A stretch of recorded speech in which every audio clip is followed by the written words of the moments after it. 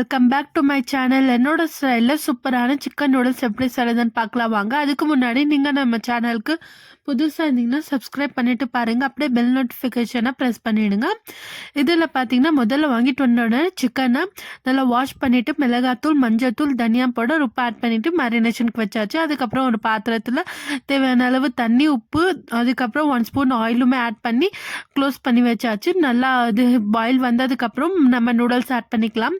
அதுக்கப்புறம் side by சைடாக எங்கள் மசாலாவுமே நம்ம இது செஞ்சுக்கலாம். அதுக்கு முதல்ல கடாயில் ஆயில் ஹீட் ஆனதுமே இதுக்கப்புறம் இங்கே பாயில் வந்துச்சு. பாயில் வந்த உடனே பார்த்தீங்கன்னா நூடுல்ஸை இந்த மாதிரி டிப் பண்ணி விட்டுக்கலாம்.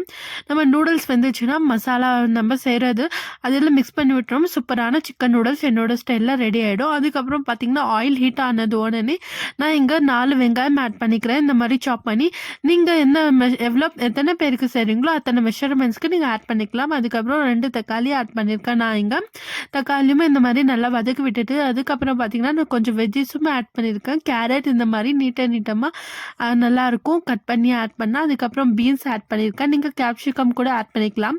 எனக்கு கேரட் பீன்ஸ் மட்டும் தான் பிடிக்கும், அதனால நாங்கள் கேரட் பீன்ஸ் ஆட் பண்ணியிருக்கேன். அதுக்கப்புறம் 1 spoon ginger garlic paste add பண்ணிவிட்டு அதுவுமே நல்லா இந்த மாதிரி வதக்கி விட்டுக்கலாம். அதோட ரா ஸ்மெல் போகிற வரைக்கும் இந்த மாதிரி நல்லா வதக்கி விட்டுக்கோங்க. அப்போ தான் நல்லாயிருக்கும், அதோட ரா ஸ்மெல் வராது.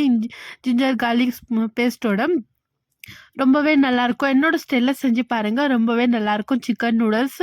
அதுக்கப்புறம் பார்த்தீங்கன்னா மல்லி இலை 1 ஸ்பூன், மிளகாத்தூள் 1 ஸ்பூன், உப்பு 1 ஸ்பூன் ஆட் பண்ணியிருக்கேன். அதுவுமே நல்லா மிக்ஸ் பண்ணி விட்டுக்கலாம்.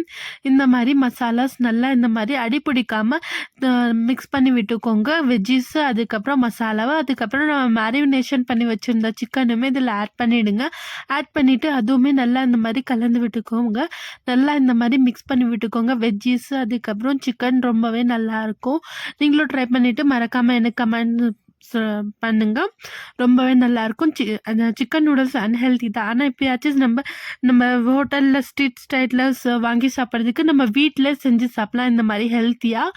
அதுக்கப்புறம் பார்த்திங்கன்னா தேவையான அளவு தண்ணி ஆட் பண்ணிவிட்டு நல்லா சிக்கனை பாயில் கிரேவி மாதிரி செஞ்சு எடுத்துக்கலாம். அதுக்கப்புறம் நம்ம நூடுல்ஸ் வெந்த உடனே இந்த மாதிரி தண்ணியை வடிகட்டிட்டு அதுக்கப்புறம் ஒரு பெரிய பாத்திரத்தில் பார்த்திங்கன்னா முதல்ல கிரேவி நம்ம செஞ்சு வச்சுருந்த சிக்கன் மசாலா கிரேவி இருக்கும்ல அதை ஆட் பண்ணிவிட்டு அதுக்கு மேலே நூடுல்ஸ், அதுக்கப்புறம் பெப்பர் பவுடர் 1 ஸ்பூன் ஆட் பண்ணிக்கிறேன். அதுக்கப்புறம் 1 spoon soya sauce, tomato sauce இந்த மாதிரி ஆட் பண்ணிவிட்டு அதுக்கப்புறம் திரும்பி இந்த மாதிரி ஸ்டெப் பை ஸ்டெப்பாக பிரியாணி எப்படி செய்கிறோமோ அந்த மாதிரி மிக்ஸ் பண்ணி விட்டுட்டு அதுக்கப்புறம் பார்த்திங்கன்னா கொத்தமல்லி துருவி இருக்கணுமா. சூப்பரான சிக்கன் நூடுல்ஸ் என்னோட ஸ்டைலில் ரெடி.